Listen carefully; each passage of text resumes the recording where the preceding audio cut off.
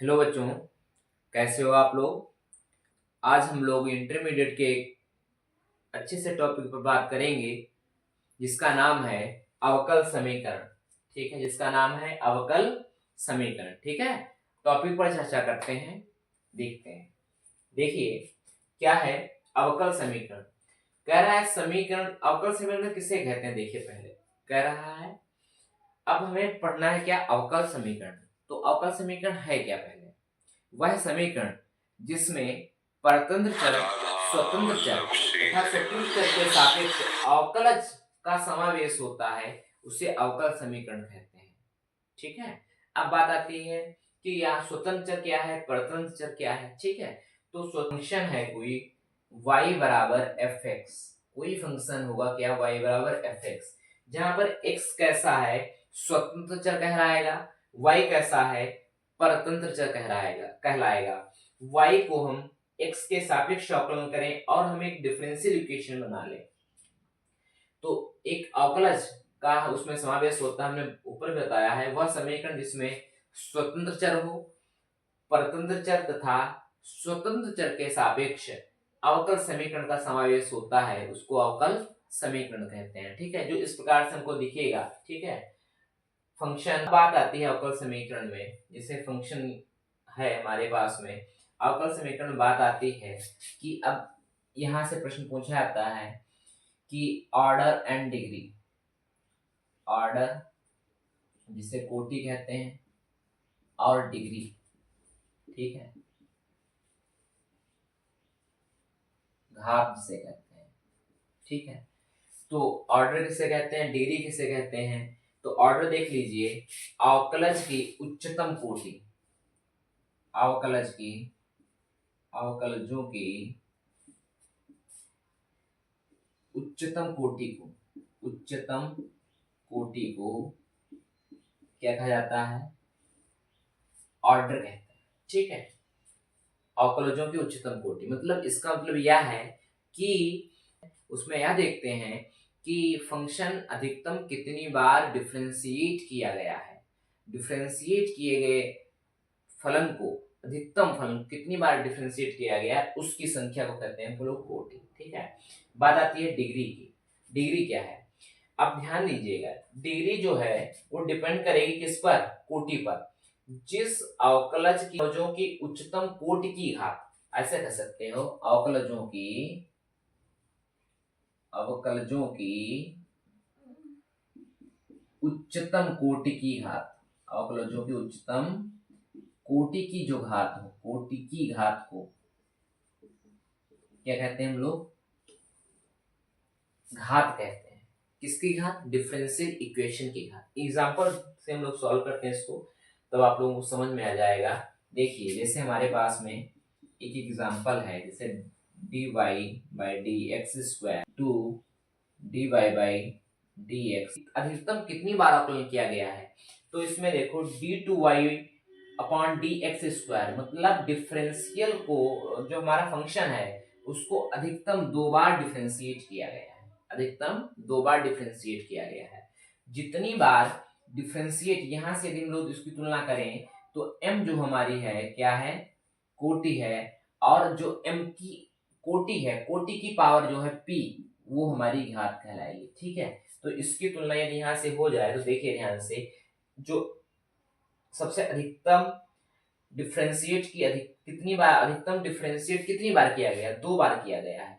तो यहाँ m की वैल्यू कितनी है, 2 हो जाएगी। तो यहाँ से इस समीकरण के लिए, इस समीकरण के लिए जो कोटि आएगी, ऑर्डर आएगा वो कितना, 2। अब बात आती है घात की, तो हम घात अन्य की नहीं देखेंगे, हमको घात इसी की देखनी है जिसकी कोटि सबसे ज्यादा है, जिसकी कोटि डिफरेंशियल इक्वेशन इसी की घात देखनी है कितनी है। तो कितनी घात है, 1, तो घात कितनी हो जाएगी, 1 हो जाएगी। कुछ ऐसे कंडीशंस होती हैं जिसमें घात को हम लोग डिफाइन नहीं कर पाते हैं, उसको भी देखेंगे। जैसे y by D x square plus 2y dy by D X की power square plus E X equal to 0। ठीक है, अब इसमें पूछ रहा है यही कि इसमें कोटि और घात कितनी है, तो हमको फिर वही देखना है कि यह डिफरेंशियल इक्वेशन दिया गया है जो इसमें कितनी बार अधिकतम फंक्शन को कितनी बार डिफरेंशिएट किया गया होगा। तो अधिकतम कितनी बार डिफरेंशिएट किया गया है तो ये बताएगा। D2 मतलब अधिकतम फंक्शन को 2 बार डिफरेंशिएट किया गया है। तो उच्चतम कोटि क्या है, अवकलजों की उच्चतम कोटि। अवकलज कितनी बार अधिकतम है, 2 बार। तो जो अधिकतम 2 बार है तो कोटि कितनी आ जाएगी इस समीकरण की, कोटि 2 हो जाएगी। अब देखिए यहाँ से हमको घात निकालने के लिए जिसकी कोटि है, जिस अवकलज की हमने कोटि ली है उसी की पावर देखते हैं। ठीक है, अवकलजों की उच्चतम कोटि की घात, तो इसी की उच्चतम कोटि कोटि आई है अवकलज की। अब इसी की घात देखना हमको कितनी है, 1। तो इसकी घात भी कितनी होगी, घात कितनी हो जाएगी, 1 हो जाएगी। ठीक है, अब हम ये नहीं कहेंगे कि यहाँ देखो यहाँ पर इसकी घात 1 थी, इसकी घात 2 थी तो इसकी घात ले नहीं कहेंगे। कि कुछ ऐसे फंक्शन होते हैं, हम बात करें कुछ ऐसे फंक्शन होते हैं जिनकी हम लोग घात परिभाषित नहीं करते, घात बता ही नहीं पाते हैं, अपरिभाषित लिखते हैं या नॉट डिफाइंड लिखते हैं, क्योंकि वो पॉलिनोमियल नहीं होते हैं। पॉलिनोमियल होने चाहिए, वैसे ये फंक्शन किसमें, समीकरण के लिए पॉलिनोमियल होना चाहिए डिफरेंशियल इक्वेशन में। लेकिन कुछ ऐसे होते हैं जिनके हम लोग घात को डिफाइन नहीं कर पाते, जैसे साइन dy/dx आ जाएगा थीटा में, तो हम कहेंगे नॉट डिफाइन, इसकी डिग्री डिफाइन नहीं होती है।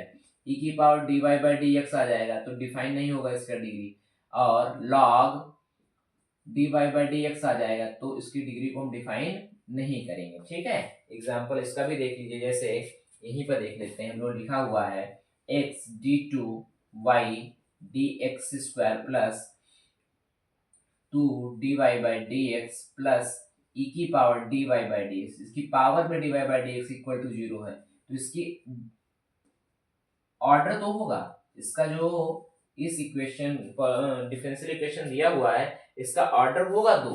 ठीक है, लेकिन हम इसके डिग्री की बात करें तो इसके डिग्री की जब बात करेंगे तो इसकी डिग्री नहीं होगी। क्यों नहीं होगी, क्योंकि हमने बताया है आपको, जो भी अवकल समीकरण जो है, अवकल समीकरण के समीकरण में यदि यह फंक्शन आ जाते हैं कोई भी, ठीक है, तो उसकी घात नहीं होती है। तो देखो यहाँ पर dy/dx है, dy/dx आ रहा है, e⁻dy/dx आ रहा है, इसकी घात नॉट डिफाइन हो जाएगी, कितनी, नॉट डिफाइन। ठीक है, इसके हल से पहले पढ़ेंगे अवकल समीकरण निर्माण। ठीक है, अवकल समीकरण को कैसे बनाते हैं, जब हमारे पास में कोई भी बीजीय समीकरण होगा, ठीक है, समीकरण है, तो उसको अवकल समीकरण बनाना हो तो हम उसको कैसे बनाते हैं। बहुत सारे फिजिक्स में पढ़ते हैं हम लोग, रसायन में पढ़ते हैं, जब हमारे पास में समीकरण आ जाता है तो उसको अवकल समीकरण बनाते हैं। कैसे होता है यही देखते हैं हम लोग। ठीक है, देखो अवकल समीकरण बनाने के लिए हमें क्या करना होगा, जब हमें हमारे पास में जो कोई समीकरण दिया है, जैसे एग्जाम्पल देख रहे हैं y बराबर दिया हुआ है समीकरण ax² plus bx plus c, ठीक है, यह समीकरण दिया है। तो इसमें हमको यह देखना होगा कि इसमें कितने स्वेच्छ अचर हैं, आर्बिट्रेटरी कांस्टेंट हैं। ठीक है, कितने, तो 1 2 3, इसमें कितने स्वेच्छ अचर हैं, 3 जो हैं a b c स्वेच्छ अचर हैं।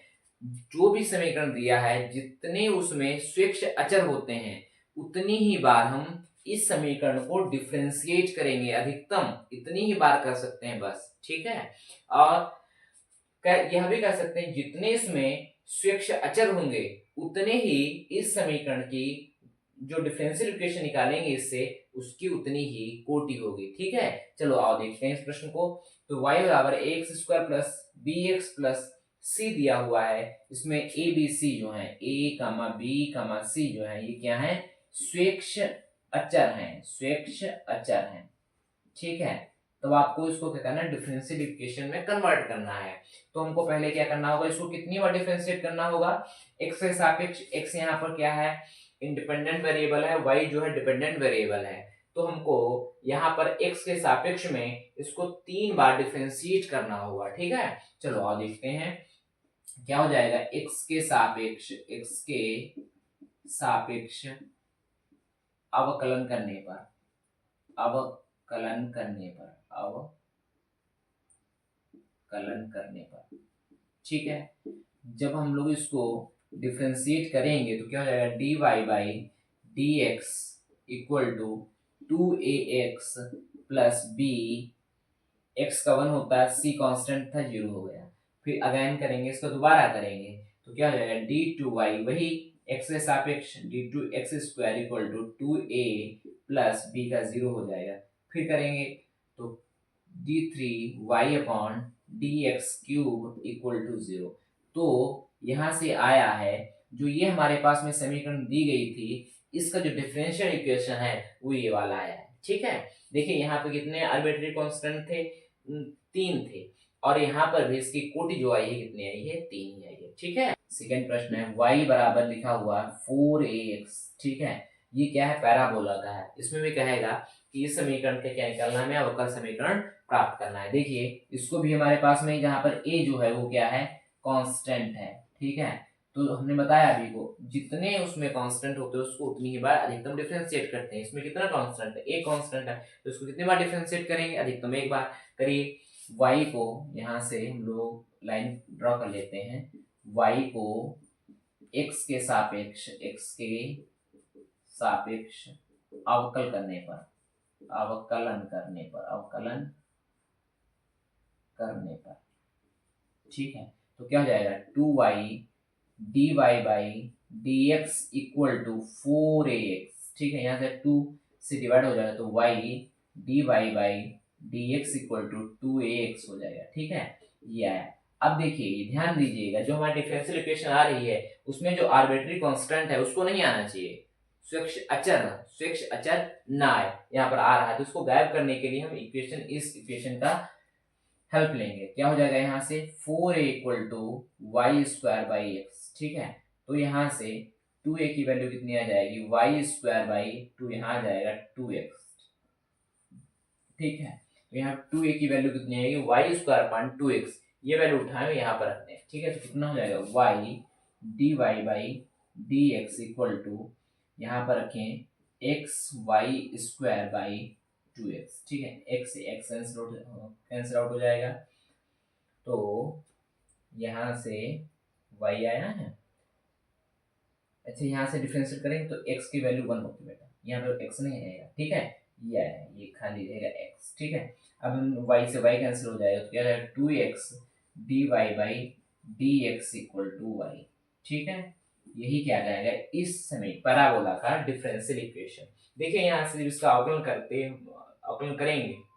करेंगे तो x है, x का अवकलन 1 होता है। ठीक है, हमने यहाँ पर बाय मिस्टेक x ही लिख दिया था, इसलिए बात करेंगे अवकल समीकरण के हल की। ठीक है, अवकल समीकरण दिया है, उसको हमको समीकरण में कन्वर्ट करना है, उसको सॉल्व करना है, तो कैसे करते हैं। देखो, अवकल समीकरण के हल के लिए हमको सहायता कर लेनी पड़ेगी समाकलन की। ठीक है, जैसे तो इसको पहले हम लोग थोड़ा सा कंसेप्ट देख लेते हैं, उसके बाद में सॉल्व करेंगे अवकल समीकरण का हल।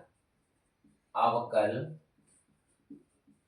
समीकरण का हल, ठीक है, तो अवकल समीकरण को जब हल करेंगे तो हमारे पास में 2 प्रकार के हल इसके प्राप्त होते हैं। ठीक है, इसको ध्यान में रखना, कभी भी पूछ भी लेता है।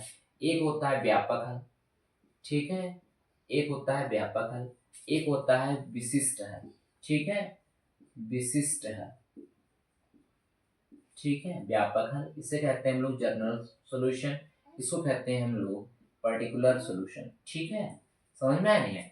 व्यापक हल क्या होता है, ध्यान दीजिएगा, यदि अवकल समीकरण को सॉल्व करें और उसमें जो स्वेच्छ